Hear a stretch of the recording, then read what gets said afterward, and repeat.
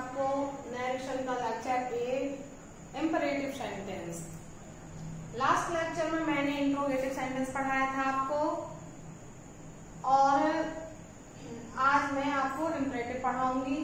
अब देखिए imperative sentence के लिए हमें क्या जानना जरूरी है। तो देखिए सबसे पहली बात तो ये है कि इंपरेटिव सेंटेंस होता क्या है। तो ऐसा सेंटेंस जो ऑर्डर, एडवाइस, रिक्वेस्ट ये सब शो करता है, मतलब कमांडिंग सेंटेंस होता है एक प्रकार का। तो जिस सेंटेंस से ऑर्डर, एडवाइस, रिक्वेस्ट, फॉरवर्डिंग ये सब शो होते हैं इंपरेटिव सेंटेंस कहलाते हैं। और if the reported speech is imperative, और यदि हमारी रिपोर्टेड स्पीच इम्परेटिव है तो कौन से रूल फॉलो होंगे। तो देखिए जिस तरह से अभी जब मैंने इंट्रोगेटिव पढ़ाया था तो मैंने बताया था केवल 3 रूल ही फॉलो होने हैं, जिसमें 2 यूजेस चेंज होंगे और 3 आपके यूजेस असर्टिव की तरह रहेंगे। सेम पैटर्न इसमें भी है, इसमें केवल 2 यूजेस ही चेंज होंगे, बाकी 3 यूजेस असर्टिव की तरह रहेंगे। और ये सबसे इजी है क्योंकि इसमें सब्जेक्ट भी नहीं होता है, ऑब्जेक्ट और वर्ब भी, हेल्पिंग वर्ब भी नहीं होती है, सेंटेंस मेन वर्ब से स्टार्ट होता है, मेन वर्ब कभी चेंज होती नहीं है। तो देखिए इसकी मेन आइडेंटिटी होती है कि ये मेन वर्ब से स्टार्ट होता है, मेन वर्ब से स्टार्ट होता है, ये आइडेंटिटी है इसकी। मेन वर्ब से पहले कभी प्लीज लग जाता है, कभी काइंडली आ जाता है, फिर एडवर्ब्स हैं। तो देखिए ये सभी मेन वर्ब से स्टार्ट है, ये सभी इंपरेटिव सेंटेंस है। इसमें देखिए प्लीज लगा है तो ये एक रिक्वेस्टिंग वर्ड है, लेकिन ये सेंटेंस एक्शन से स्टार्ट है। तो ये सभी सेंटेंस इंपरेटिव है। केवल एक सेंटेंस को छोड़कर देखिए would you like a sandwich, ये इंटरोगेटिव है। तो देखिए मैंने इसमें ये क्यों लिखा है, जब मैं इसे बनाऊंगी तब आपको समझाऊंगी। तो देखिए पहले यहाँ से स्टार्ट करते हैं। रिपोर्टिंग वर्ब कैसे चेंज होगी। रिपोर्टिंग वर्ब है हमारी सेड टू।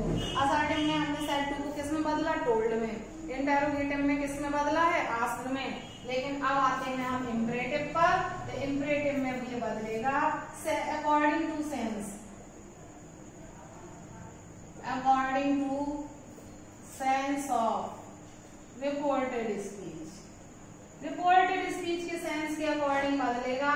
और सेंस के अकॉर्डिंग कैसे बदलेगा, तो देखिए अगर ऑर्डर का सेंस है तो ऑर्डर्ड हो जाएगा, एडवाइस का सेंस है तो एडवाइज्ड हो जाएगा, और रिक्वेस्ट है अगर उसमें तो रिक्वेस्टेड हो जाएगा।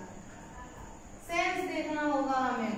और अगर ये इसमें कोई ऑफर है, प्रस्ताव है तो ऑफर्ड हो जाएगा। इस तरह से ये हमें चेंज करने हैं, ऑर्डर्ड, एडवाइज्ड, रिक्वेस्टेड और ऑफर्ड।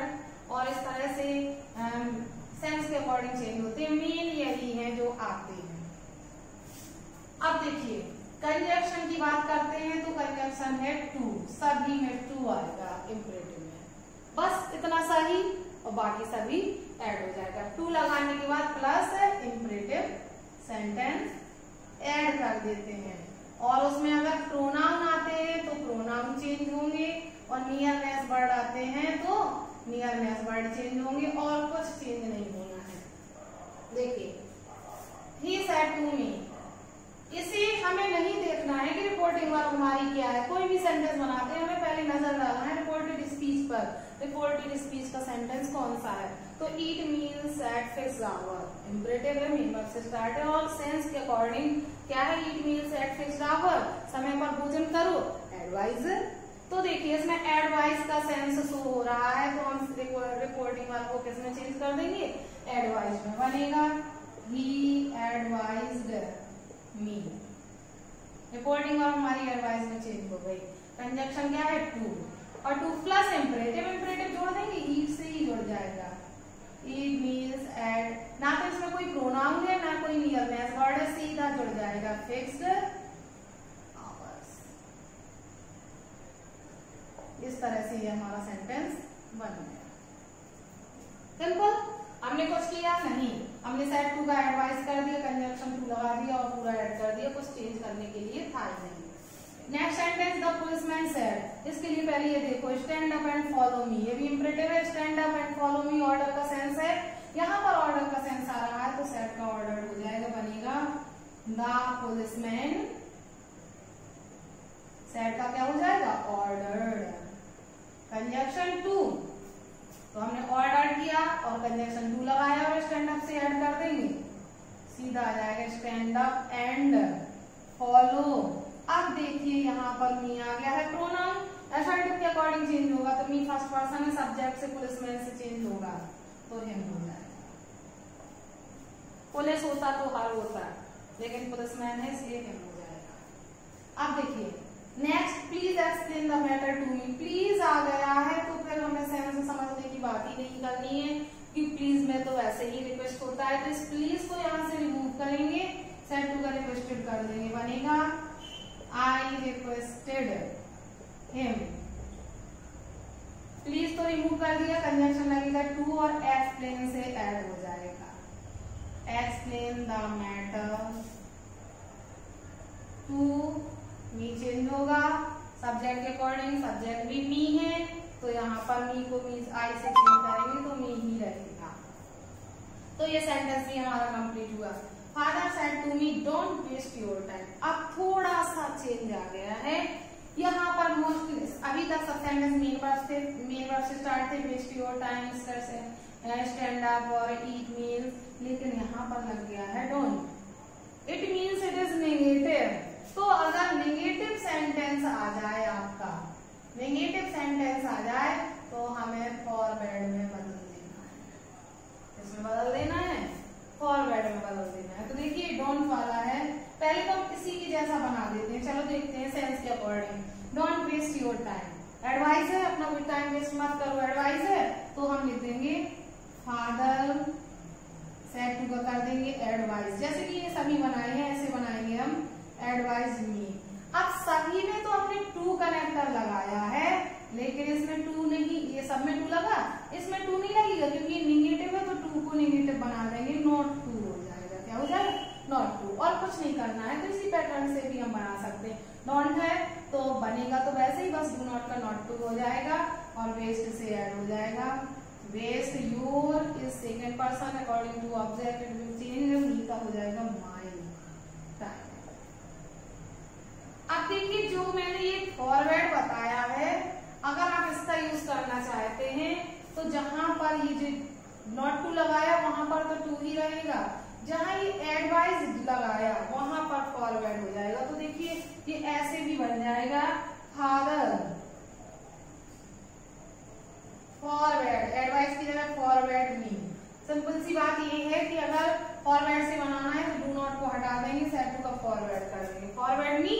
अब तो नॉट टू लगाना ही नहीं है हमें, सीधा टू से जुड़ जाएगा, टू वेस्ट और पूरा जुड़ जाएगा, तो यहाँ पर टू ही रहेगा। अगर फॉरवर्ड करोगे तो टू रहेगा, सेंस के अकॉर्डिंग चेंज करोगे तो नॉट टू रहेगा। तो ये आपका ये इस टाइप से हो गया। अब देखिए इनिगेटिव हो गया, अब ये आ गया इंटेरोगेटिव। तो देखिए ये इंटेरोगेटिव है, फिर भी इंपरेटिव के रूल के अकॉर्डिंग क्यों आ गया, इस एग्जाम्पल में क्यों मिक्स हो गया है? क्योंकि वुड और कुड वाले ऐसे सेंटेंस होते हैं जो वर्तमान काल प्रेजेंट में पोलाइट रिक्वेस्ट शो करते हैं, वर्तमान काल में विनम्र निवेदन। जैसे हम किसी से कहते हैं would you tell me the way to Sangam, है किसी से कहते हैं कि could you help me, could you tell me. तो इस तरह से जब हम वुड और कुड का यूज करते हैं किसी भी सेंटेंस में तो उसमें रिक्वेस्ट शो होती है।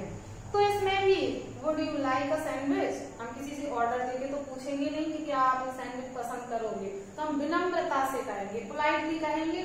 और जब हम किसी बात को पोलाइटली कहते हैं तो ऐसे सेंटेंसेस में आगे वुड कुड का यूज होता है। अब जब इसमें पोलाइटली सेंस आ रहा है तो इंपरेटिव की तरह बनाने के लिए हम इसे इंपरेटिव बना देंगे। सबसे पहले तो रिक्वेस्ट हो रही है तो हम चाहें तो यहाँ पर रिक्वेस्टेड कर सकते हैं, लेकिन यहाँ पर would you like a sandwich, वो उसे सैंडविच ऑफर कर रहा है। अगर आप रिक्वेस्टेड भी कर दोगे तो भी गलत नहीं होगा क्योंकि उसने रिक्वेस्ट की है, लेकिन रिक्वेस्ट से बेटर क्या है? ऑफर। वो यहाँ ऑफर कर रहा है, प्रस्ताव दे रहा है कि आप पसंद करोगे। तो सेंस के अकॉर्डिंग अगर ऑफर है तो ऑफर्ड कर देंगे, बनेगा सी ऑफर्ड। अब देखिए क्योंकि हमें इंपरेटिव बनाना है, इंपरेटिव में ना तो हेल्पिंग वर्ब होती है ना ही सब्जेक्ट होता है, ये दोनों हटा देंगे, मेन वर्ब टू लगाएंगे और मेन वर्ब से जोड़ देंगे। क्यों?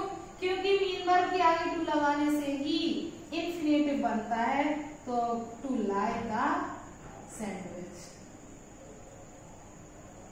इस तरह से बन जाएगा। देखिए इसका मैं एक रिक्वेस्ट वाला सेंटेंस बता दूं, जैसे he said could I use your pen।